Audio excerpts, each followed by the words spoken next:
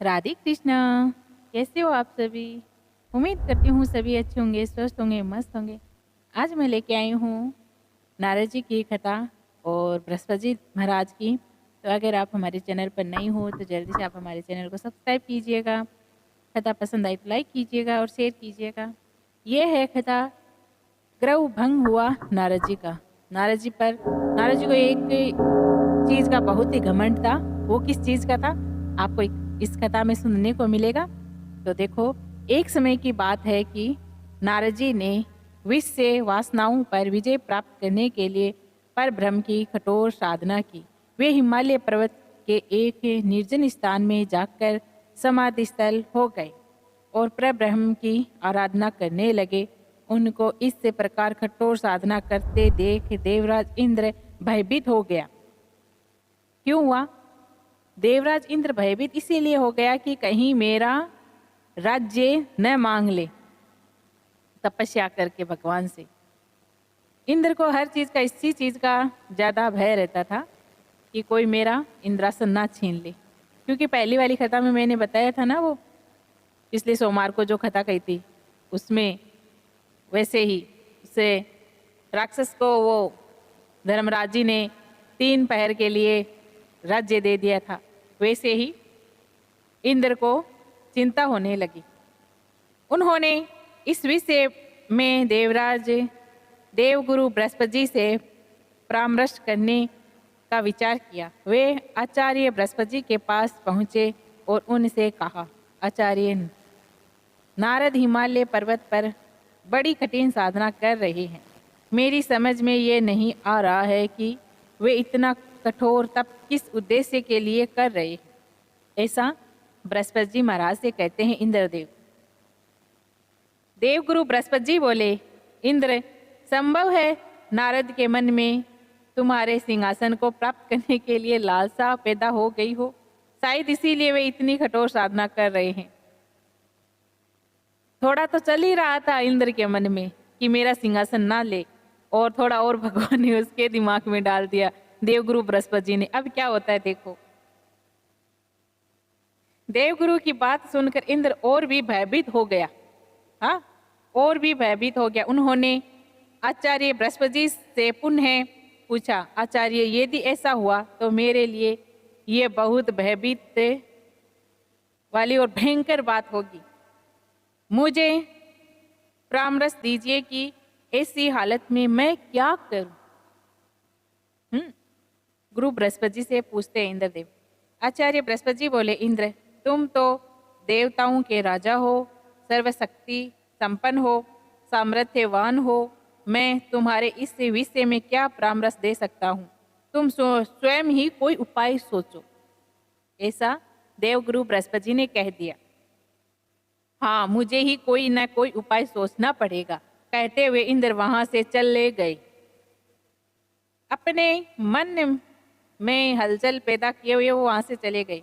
अपने महल में पहुंचकर उन्होंने कामदेव को बुलाया और उनसे कहा कि कामदेव, नारद हिमालय पर्वत पर एक निर्जन स्थान में बैठे कठोर तपस्या कर रहे हैं। मैं चाहता हूँ तुम उनके पास जाओ और अपनी मायावी शक्ति द्वारा जैसे भी हो उनकी तपस्या भंग कर दो। जैसे भी करके उनकी तपस्या भंग कर दो। इंद्रदेव ने कामदेव को कहा, जैसी आपकी आज्ञा हो। कामदेव बोलता है, जैसी आपकी आज्ञा हो। कामदेव ने कहा और तत्काल उस स्थान को चल पड़ा जहां नारद तपस्या करते थे। वहां पर चले गए। वहां पहुंचकर कामदेव ने अपनी मायावी शक्ति का जाल बिछाया।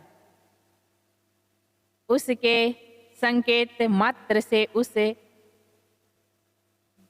व्यापान क्षेत्र में विहार आ गई। भांति भांति के फूल खिल उठे, चहु और हरितिमा फैल गई, हरियाली हरियाली फैल गई। शीतल मंद सुगंधित वायु बहने लगी। कलियों पर भंवरे गूंजने लगे तथा भांति भांति के रंग बिरंगे पक्षी कलवत करने लगे। कुछ ही क्षण बीते बीते स्वर्ण लोक की एक अप्सराएं प्रकट हुई और नारद के सामने मनोहारी नृत्य करने लगी। अब आगे और सुनिए। उसके घुंघरों की मधुर ध्वनि वातावरण में गूंजने लगी, लेकिन कामदेव का यह प्रयास व्यर्थ ही साबित हुआ। अप्सरा नृत्य करते करते थक गई, किंतु नारद का ध्यान न टूटा। थक हार कर अप्सरा वापस लौट गई। इसके पीछे एक रीजन है, आपको सुनने को मिलेगा, वह तपस्या क्यों नहीं भंग हुई। ध्यान से सुनना। तत्व पूरा होते ही नारद ने आंखें खोली। कामदेव ने सोचा, यदि नारद को बाद में यह पता चलेगा कि मैंने उनकी तपस्या में विघ्न डालने की चेष्टा की है, तो ये मुझे श्राप दे देंगे। उचित यही है कि मैं स्वयं ही उन्हें सच्ची बात बता देता हूँ। क्योंकि कामदेव को श्राप का बहुत ही डर लगने लगा। जब महादेव के तीसरे अंग से वह भस्म हो गया था, श्राप द्वारा भस्म हो गया था, उसके बाद में कामदेव को बहुत ज़्यादा डर लगने लगा। उसी बात को लेकर कामदेव ने ऐसी बात नारद मुनि से कही। अब देखो क्या होता है। यही सोचकर उन्होंने नारद के समक्ष पहुंचकर उन्हें साष्टांग प्रणाम किया। आओ कामदेव। नारद ने उन्हें आशीर्वाद देकर पूछा, किस कार्य हेतु यहाँ आगमन हुआ। देव ऋषि, मेरा अपराध क्षमा हो, मैंने आपकी तपस्या भंग करने का प्रयास किया था। ऐसा कहा नारद जी के सामने कामदेव ने। पर क्यों, किसके आदेश से तुमने ऐसा किया। नारद जी कहते हैं, नारद जी ने पूछा, मुनिवर, मुझे अंकिचन में इतनी हिम्मत नहीं जो स्वयं ही आपको तप से डिगाने का कार्य करता। मुझे ऐसा करने को कहा गया था।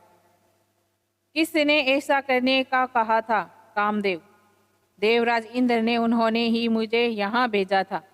कामदेव ने सच्ची बात बता दी नारद मुनि को। कामदेव की बात सुनकर नारद जी ने मुस्कुरा कर कहा, मैंने तुम्हें क्षमा किया। कामदेव, अब तुम जाओ और देवराज को बता देना कि नारद ने इच्छाओं को वश में कर लिया है। अब मैं संसार के किसी भी भौतिक के आकर्षण में नहीं फंस सकता। जान बची और लाखों पाए। कौन? कामदेव। जान बची लाखों पाए, कामदेव ने सोचा और जल्दी से वहां से चले गए कामदेव के जाने के पश्चात नारद सोचने लगे, मैंने कामदेव को परास्त कर दिया।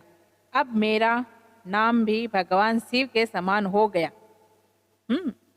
अब नारद जी में एक अहंकार पैदा हो गया, जो हर इंसान, जो भी मनुष्य है या फिर देवता ही क्यों ना हो, जो एक घमंड जो होता है ना, वो इंसान को या फिर जो भी होता है उसको वो मार ही डालता है एक तरह से, किसी प्रकार से समझ लो। अब देखो इसमें क्या होता है, क्योंकि कामदेव को या तो शिव ने परास्त किया था या फिर अब मैंने।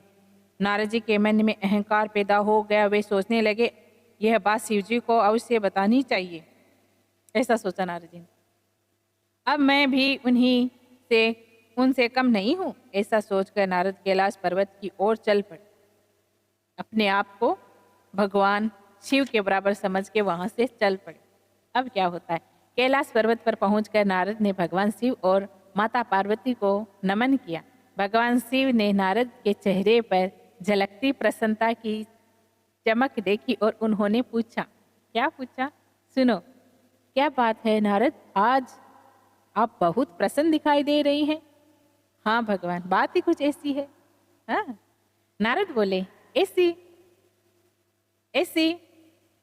क्या बात है, हम भी तो बताओ, हमें भी तो बताओ। महादेव कहते हैं, हमें भी तो बताओ। भगवान, मैं कामदेव को जीत लिया है मैंने। इंद्र ने उसे मेरी तपस्या भंग करने के लिए भेजा था, किंतु वह अपने प्रयासों में सफल नहीं हुआ। मैंने निर्विघ्न अपनी तपस्या पूरी की है। नारद की बात सुनकर शिव मुस्कुराए, बोले, नारद, मुझे यह जानकर बहुत प्रसन्नता हुई कि तुमने काम पर विजय प्राप्त कर ली है। पर देखो, ये बात तुमने मुझे बता दी बता दी है, और किसी को देव को ये बात मत बताना, ऐसा भगवान महादेव ने कहा। है? ये मेरे को तो बात बता दी है, पर और किसी को मत बताना। ऐसा कहने पर हर इंसान वो बात बताता ही बताता है, विशेषकर विष्णु को तो भूल कर भी ये बात मत बताना, ऐसा शिवजी ने नारद जी से कहा। अब देखो क्या होता है, बहुत ही मनोरंजन आई, लेकिन नारद को चैन का यह बात बताने के लिए तो उनके पेट में एक मरोड़ उठ रही थी, एक गुड़गुड़ सी हो रही थी कि यह बात कब जाकर बताऊं विष्णु को। अतः भगवान शिव के परामर्श को उन्होंने नहीं माना और क्षीर सागर की ओर चल पड़े। रास्ते में उन्होंने सोचा, क्या सोचा सुनो, सोचा कि कामदेव पर मेरी विजय की खबर सुनकर शिव विशेष प्रसन्न नहीं हुए। शायद उन्हें मुझसे ईर्ष्या हो रही है, इसीलिए वे भगवान विष्णु से भी यह बात नहीं बताने को कहा है। भला इतनी बड़ी बात सफलता की मैं भगवान विष्णु को क्यों नहीं बताऊं? ऐसा सोचा देवराज नारद जी ने, ऐसा सोचा क्यों नहीं बताऊं मैं ये बात। तो फिर क्या होता है कि विष्णु भगवान से भी ये बात बताने को कह रहे थे। भला इतनी बड़ी बात, हाँ ये पढ़ लिया मैंने, वे तो मुझसे बहुत स्नेह रखते हैं विष्णु भगवान। काम पर मेरी विजय की बात सुनकर उन्हें तो मुझ पर बहुत गर्व होगा कि नारद ने इतना बड़ा अच्छा काम किया, काम पर विजय प्राप्त की। ऐसी ठीक कुछ सोचते हुए वे क्षीर सागर में पहुंचे और भगवान विष्णु और माता लक्ष्मी जी के सामने पहुंचकर उन्होंने प्रणाम किया। भगवान विष्णु बोले, आओ नारद, बहुत समय बाद तुम्हें देखकर बहुत प्रसन्नता हुई। कहाँ रहे इतने दिनों तक आप? ऐसा विष्णु भगवान ने कहा नारद मुनि को। अब नारद जी क्या कहते हैं सुनो। भगवान, मैं तपस्या कर रहा था और आपको जानकर हर्ष होगा कि मेरी तपस्या पूर्ण हुई। यद्यपि देवराज इंद्र ने कामदेव द्वारा मेरी तपस्या भंग करने की बहुत कोशिश की, किंतु कामदेव को भी मुझे से हार माननी पड़ी।